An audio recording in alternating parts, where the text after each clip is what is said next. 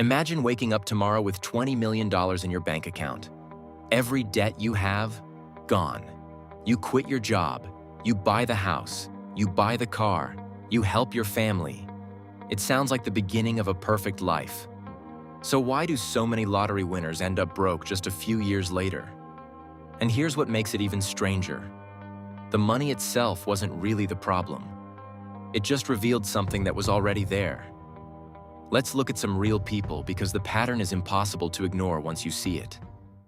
Evelyn Adams won the New Jersey lottery not once, but twice, in 1985 and 1986, for a combined total of $5.4 million. 2 wins. 1 person. Astronomical odds. She gambled much of it away, gave too many gifts to family members, spent too much, and made bad investments. Then there's William Bud Post, who was broke in 1988 when he won $16.2 million in the Pennsylvania lottery and immediately began a spending spree that included houses, boats, and a plane he wasn't licensed to fly. 1 year later, Post was not only broke again, but $1 million in debt. His own brother was arrested for hiring a hitman to kill him. And then there's Jack Whittaker. His win of $313.9 million in the 2002 Powerball was, at the time, the largest jackpot ever won by a single winning ticket in the history of American lottery. He was already a successful businessman before he won. He had money, he had experience, and still, he was believed to be broke in the years leading up to his death in 2020. He later said, "I wish I'd have torn that ticket up." Different countries, different jackpots, different people, same ending. So what is actually going on here?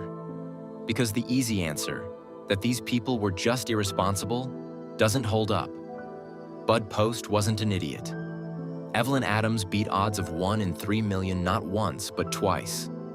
Jack Whittaker ran a construction company. These weren't people who had never seen money.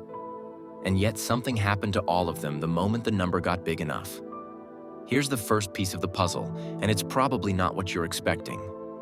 Money doesn't fix financial habits. It amplifies them.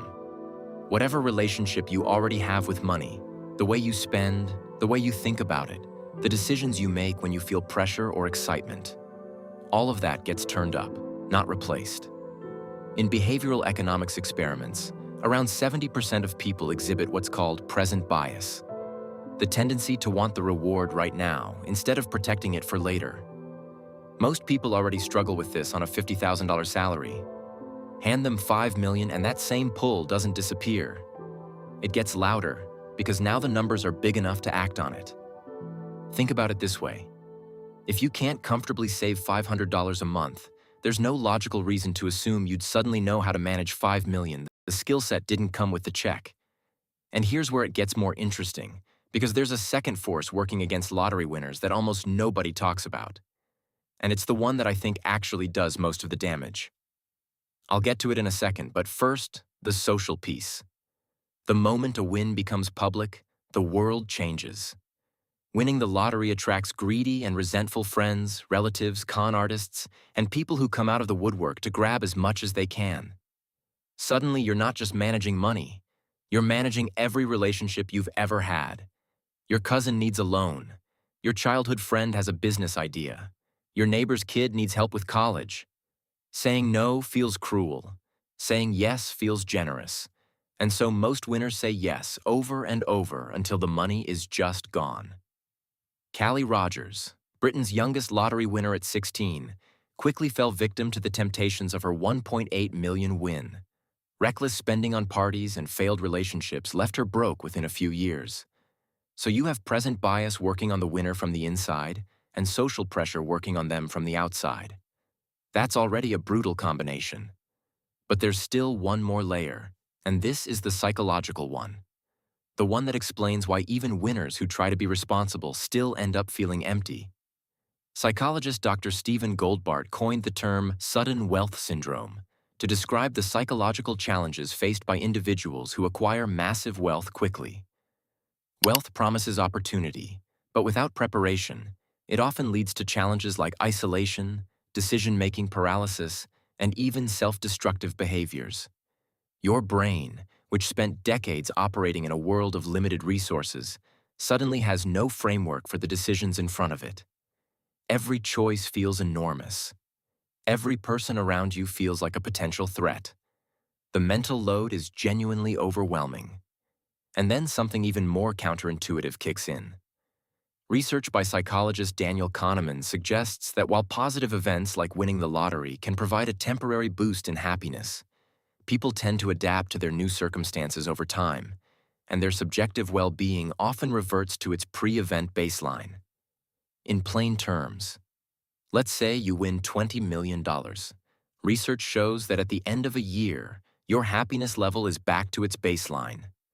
Once the novelty wears off and you've grown accustomed to the new lifestyle, life with that jackpot stops feeling good and starts feeling normal, and you end up wanting more. That's the trap. You upgrade your life to match the money. The mansion becomes the new normal. The luxury car becomes just your car. The dopamine hit fades, and now you need more to feel the same thing you felt on day one. So you spend more. You gamble more. You give more away trying to feel generous again. And the whole time, the account is draining. Now here's the thing that I think makes this whole story genuinely worth sitting with. And this is the part that connects lottery winners to everyone else. Lottery winners aren't a special category of broken people. Sudden wealth syndrome is a stark reminder that money alone doesn't deliver happiness or solve life's deeper challenges. It just puts a spotlight on them. What a lottery winner experiences in 5 years, most people experience across 50. Everyone spends first. Everyone feels the pull of the upgrade. Everyone has people in their life who want something. The lottery just compresses the timeline so dramatically that the consequences arrive before there's any time to course correct. And this is where it gets real, because this isn't actually a story about lottery winners. It's a story about the relationship between money and behavior that applies to every single person watching this. Think about the last time you got a raise. Did you save the difference, or did your expenses quietly rise to meet it? Think about a tax refund, or a bonus, or any unexpected money you've received. Where did it go? For most people, the answer is, it just kind of disappeared, not because they're irresponsible, because no one ever taught them the habits that make money stick.